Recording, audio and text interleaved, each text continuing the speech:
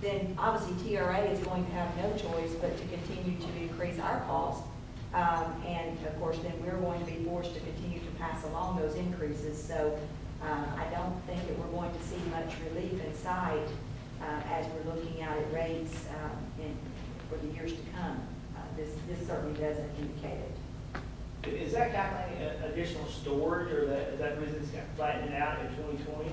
They anticipate additional storage? Or? I do not have the details behind this. Oh, okay.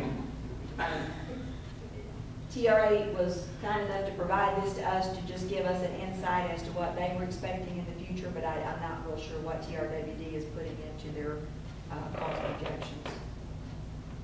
My guess is there's not a lot of science in those later years. After about 10 years is what they're going to do. And that's, the latter part of that is going to be pretty heavy. Yeah. If we don't increase storage, I think it'll be much higher than that. And so with that, I guess I would stop and let you guys ask any questions that you want to ask on water and wastewater before we move into the general fund. Do we do a great, let me back and change that question. How do we go about informing the citizens on the civilization, the ones who use the 8,000 to 10,000 gallons and to show that 25-cent rate stabilization? Are we showing that on the water bill, or? That's itemized on the bill separately, and it's very obvious. I mean, it says literally rate stabilization, and it's a credit. Now, I don't know how many people look at that. I mean, I would be less than honest with you if I told you that I look at it, but it's there, and it's in the budget newsletter thing we put out. I think we do about as well as we can, but I would, if you went out and asked 10 citizens about it, I would be surprised if one of them knew anything about it. Well, that's the reason I asked the question, earlier, is the fact that I did do just that. I asked people that I live on my street if they knew anything about rate stabilization on your water usage, and they said, "Barry, what are you talking about?" I said, "Well, it's kind of a rebate. We're keeping the cost low by a form of a rebate." And the only thing they said was thanks. And I said, well, it's not thanks for me. It's just a philosophy. We're trying our best to do that. I was curious whether or not anyone else in this room had any feedback, understanding that was out there, whether or not how we were informing individuals, other than just showing it on the bill. I'm sure there's some, but I doubt there's many. I use my own household. I think we're still on backdraft. Nobody, it just comes out. Yeah. Nobody pays any attention to it. The other thing that's amazing, we've read over these water rates, but drive around sometime at night and look at the amount of water that's going down the gutter. Oh, yeah. Look, when it's raining, people, so. And they're home, it's not like they're home. There's a part of me says that it's not high enough yet to get their conservation juices flowing, but then there's others that there's no doubt it's hardship. I read that the other day. I think you drive around, you see fewer people watering their yard. Yeah. And some neighborhoods. But it's amazing what people don't realize about water waste. A running toilet, so a running urinal can run you $600 a month if you don't fix that thing. And people just don't get that that's actual money, guys. My dentist, he lives over there by Bear Creek, and he said, everything I'm great with. He said, what is our water rates going to do? And I looked at him and I said, well, if you've been watching the news, they'll tell you right there where the water rates are going to go. And that was his only question he had was the water rates. And so I asked him, I said, you don't have a rate stabilization fund? He said, no, but I will research that. He's a smart individual, and Well, it's on there, every one and on this new water pay online thing, it's fantastic. You can go back and pull up your past bills and look at them, see what they are, and the whole bit. So I'm anxious to see that implemented myself. I was in the chemistry So like, Yeah, Linda had. One word of caution to you on this, the examples that Loretta has been using is 8,000 gallons. If you're Jimmy Payton, if you're probably Mary Lynn Sala, Loretta Getchell, if you have a large lot, if you have a lush lawn, that 8,000 gallons is, I doesn't begin to touch it. And once you hit that upper tier, where your every drop of water you put down is that much higher rate, it's significant. It is significant, but what if your grass dies, then how much is it going to cost you to replace it? I tell you, I wish we could get more people out to that water forum. It inspired me to have all of our sprinkler heads readjusted and changed, and we're using much less water now. Well, and so many people also don't realize, Bermuda grass especially, if you're watering with spray heads more than 15 minutes, you are just, pour it down the gutter, you might as well. That's all, Bermuda, twice a week, 15 minutes is all you need for a spray head. Now, if you have the oscillating one, it's going to take longer to cover. So it's important that we leave here tonight with knowing what you want to do. I mean, obviously, you can't vote on this, but we need some consensus because Loretta explained to you the GNA franchise fee that goes to the general fund. If there is a substantial change in the water rate, it impacts the general fund. So that's why we started doing the water first, I guess, last year, because it is critical to the general fund. The chart we saw for raw water projected costs, the water that we buy from TRA is actually treated water, is it not? Yes, yes. So it's gone through a process after that adds to the cost. Yes, significant, because TRA has the pipeline and the treatment costs. That's a good point, Mr. Porter. Sometimes I may use the term raw water from TRA. That's truly not. This is truly the raw water cost from TRWD. Trinity River Authority then spends a great deal of money actually treating that and getting it to the city of Euess. And so those costs between TRWD and TRA are considerable. And of course, then they pass that through to us. So that's a great point. The only water we treat is our own well water. Now, on the wastewater side, that is all TRA. I mean, it's discharged to TRA, they treat it, they discharge it into Trinity. Will we be using more of our own well water next year? Since once we get the repairs done? I mean, I hope so. That's the discussion point for us on Saturday is what to do about the wells. I think Mr. Bynum brought that up, and it's more just for discussion. We don't have any detailed information for you yet, but in general, I think we should continue to use our wells. And obviously, if we can go a year without one being down, then yeah, we'll produce more water. And the other thing is we should, by next summer, be using more reclaimed water. We'll have a handful of apartment complexes whose water use will go down drastically. Potable water use. We'll have some that may put in purple pipe to treat potable. But, no. So, we cringed when we saw these, and I know y'all don't like it, we don't like it, but, Well, he came to visit us that night at the council meeting from TRA, tell us what it was going to be. And it's, he ended to us, then it's going to go up high, that 32 cents was a little scary. Well, all it takes is looking at the news and you know what water's doing. And it's, We're lucky we have it to pay for. yeah. For instance, we really are. any concerns there, or thoughts? We'll move on. Okay, we'll go into the general fund, and again, the executive summary is on page 1-7, if you'd like to follow along through there. Our 2014 revenues are projected at $33,901,762. This is a 4.8% increase. Our property tax revenue is based on our July 25th assessed values, which increased 3.5%. and that has been applied to a tax rate of 47 cents, which is our current tax rate. Using those figures, that would result in an increase of $444,000 in our property tax revenue and related penalties and interest. Our sales tax revenue is projected to increase 10% over our current year budget, or about $952,000. Our franchise fees are projected to drop about $36,000.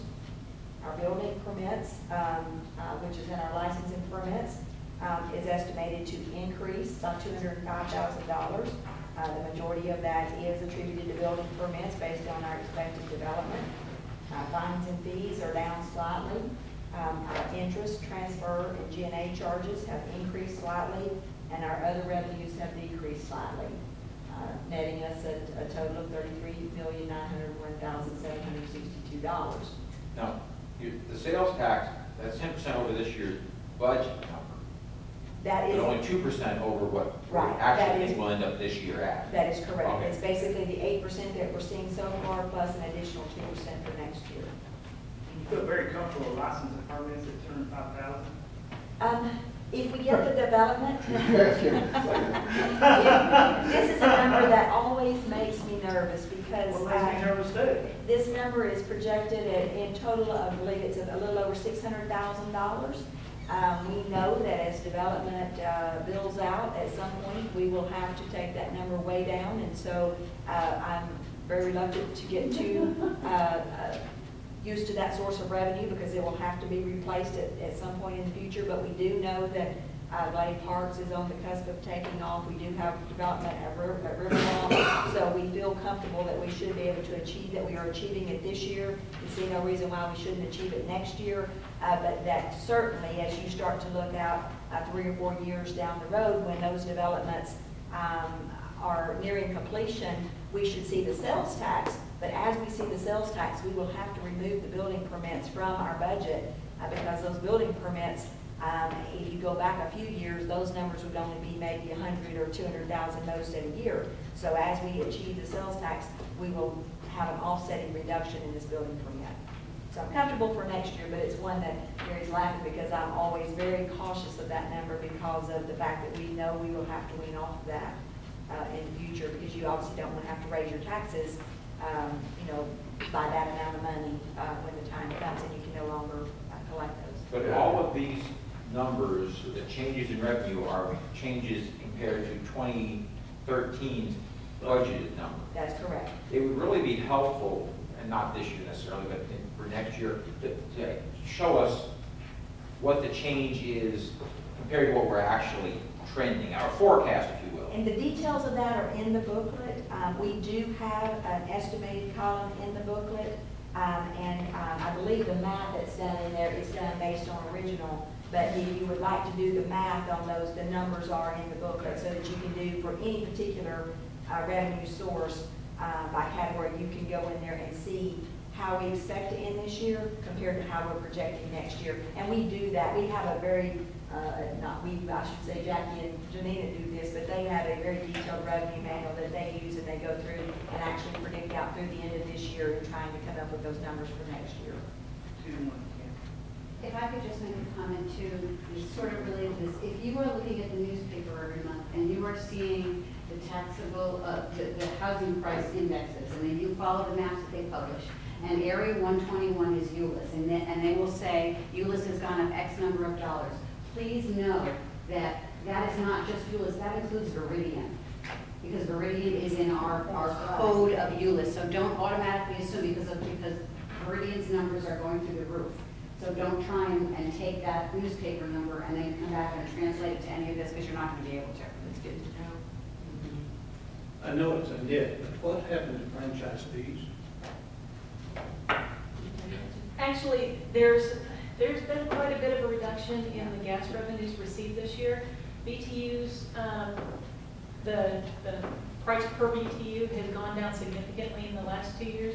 And you can see that in their gross revenue receipts, as well as it was mild winter. Natural gas rates that get applied to that. So you'll see that over the last couple of years that has really gone down since 2008. But also we had quite a mild winter. So we've received less revenues from the gas, as well as I'll also mention cable. Cable's getting less and less customers. The more Dish and Euess and all this other kind of stuff happens, cable franchising has also gone down.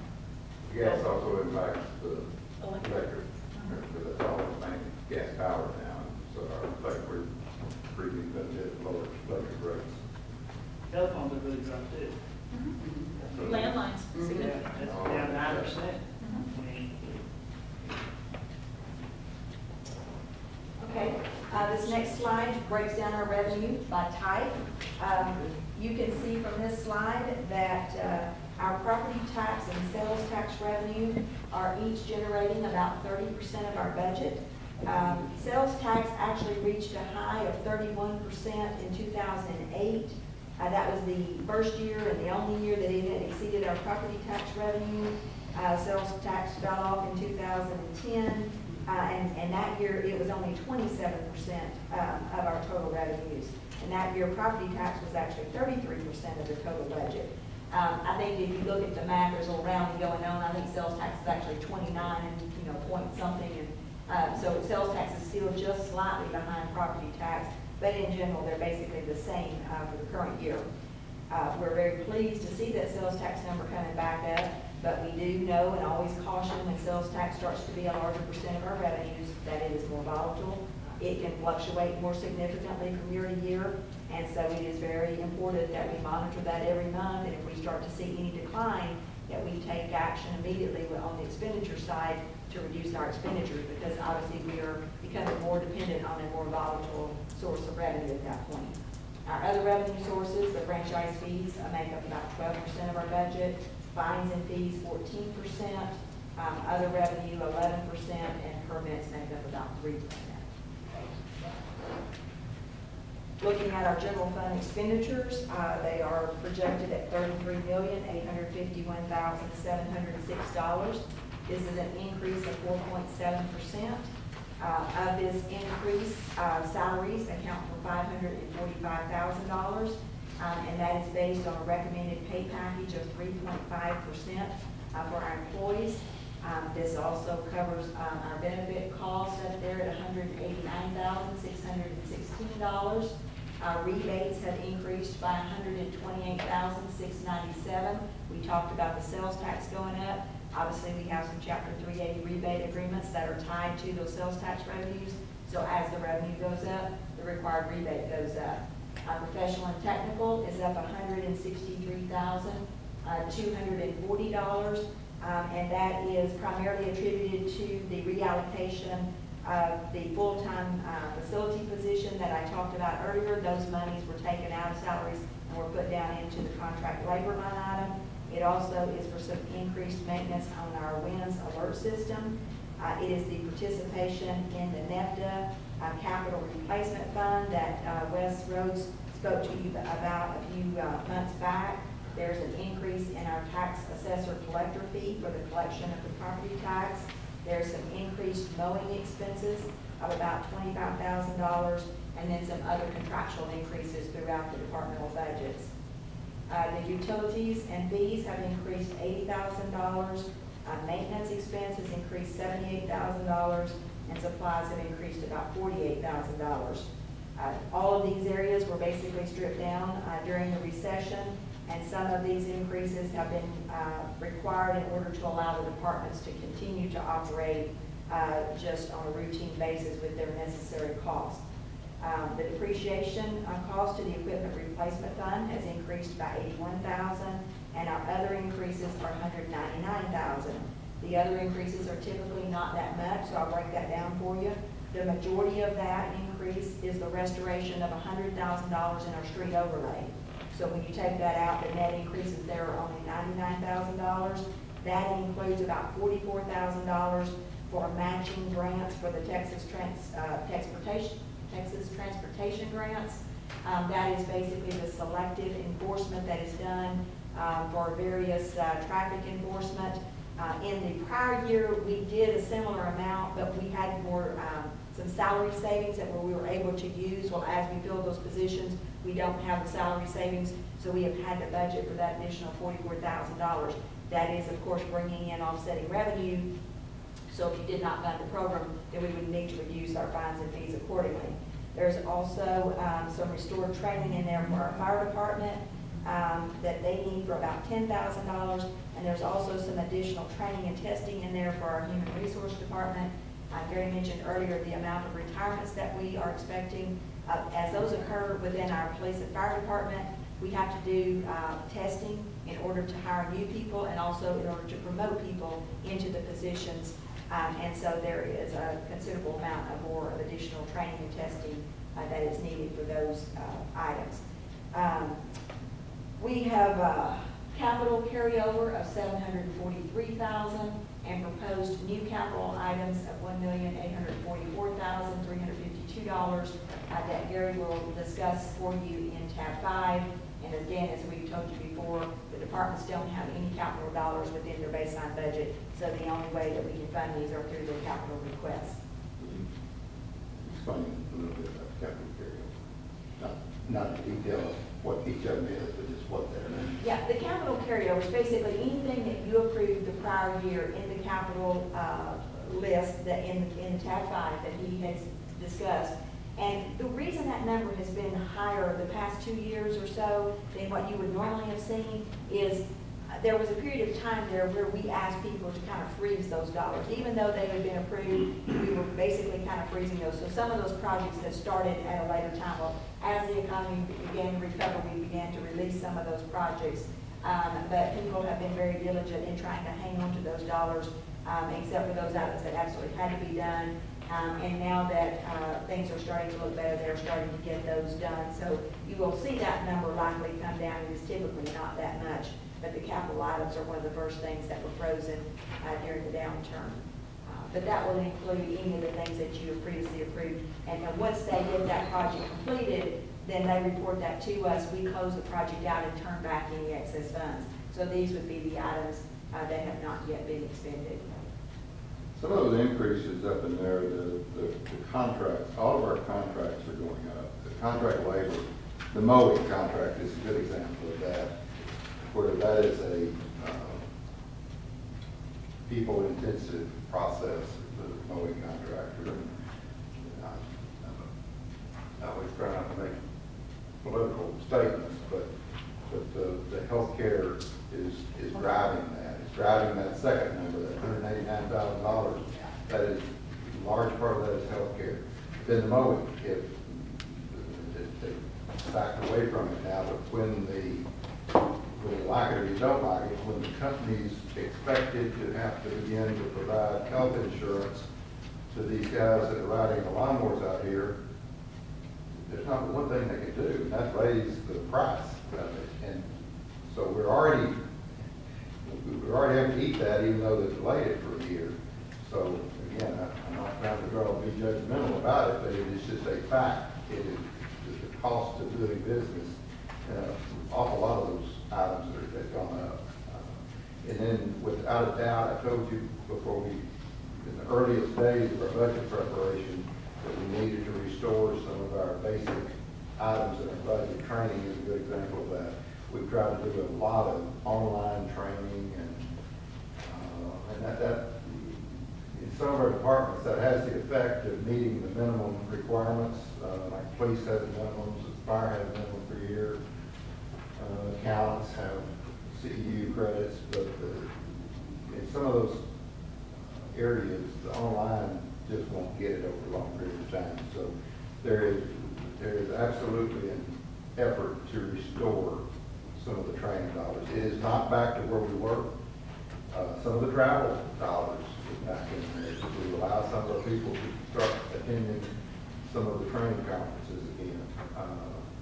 Again, not where we were, but that is driving some of that cost. And we have to do it.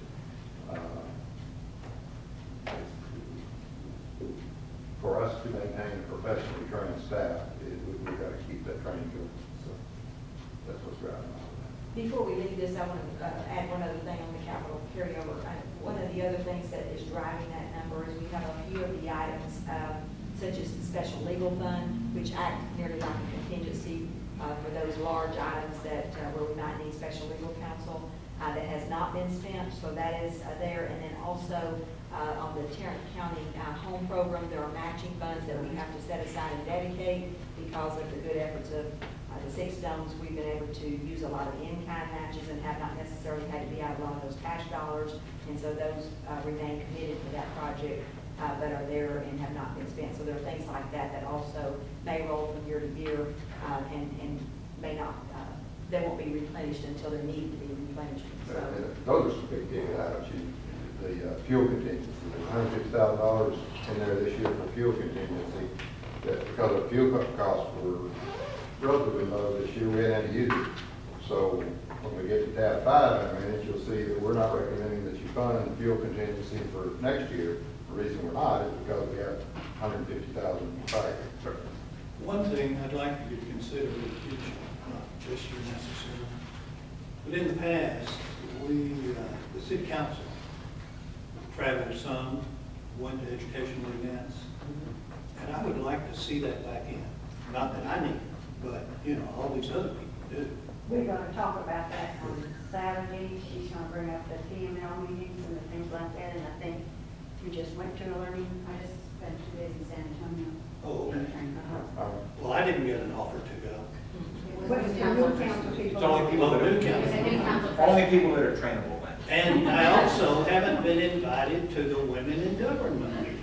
Well, we're going to change that. I wish you would. We're going to change that. You're going to have to dress different. But now, that is very important. Not what women in Thank you government. very much. It's okay, because Leon can wear his kilt, so he can kind of. It is, it's important that the council and the staff go out and see what other people are doing. And there's always good things that come from that. When Chris said that about Grapevine, I was thrilled by that, because that race stabilization, that's actually an original. That's our deal. We copied some other people on the tiers, but some of that you get by going out and picking up those ideas. So I'm glad you brought that up. We need to do the same thing for our directors. That they need to be going to these things. It's important. They have not gotten going, have not gotten to go in years. So trying to ease up on that. We're going to transportation next week. There's no mouse in your fucking mayor. There's no weed. This next slide, it takes and basically breaks down those expenses that we just discussed by our departments. You can see our police and fire department take about 61% of our total budget. The next largest area is going to be our non-departmental. That's going to cover our legal costs, our electric, the water, gas, the TRE, things of that nature. The administrative services, that's going to cover finance, municipal court, facilities, HR. And then you can see the PACs, that's our Parks Department, Public Works, about 5%, City Administration 3, and Library 2, Development 2. If you've got any questions on the non-departmental, this came up recently, and it is somewhat confusing, is what that is, but Loretta told you basically what it is, but it's stuff that is not designated to the individual department. The electric bill, for example. There are some funds that pay their own, but the fire department and city hall is all paid from the same non-departmental. And that is a very large budget, and you will see big swings in that from time to time for a variety of things. But that's what that is. We don't ever want to confuse you with that. This is just another way to look at those same expenses, breaking it down by type. You can see that 77% of our dollars go for personnel costs. We talked earlier about the required rebates that are associated with contractual agreements. Those are 5%. Supplies are 5%. Utilities 3%. Other 5%. Professional services 4%. So from this, it's very clear to see when we have any sort of downturn in our revenues, that the place we have to look to very quickly is personnel. You simply don't have the dollars within the supply budgets and things of that nature.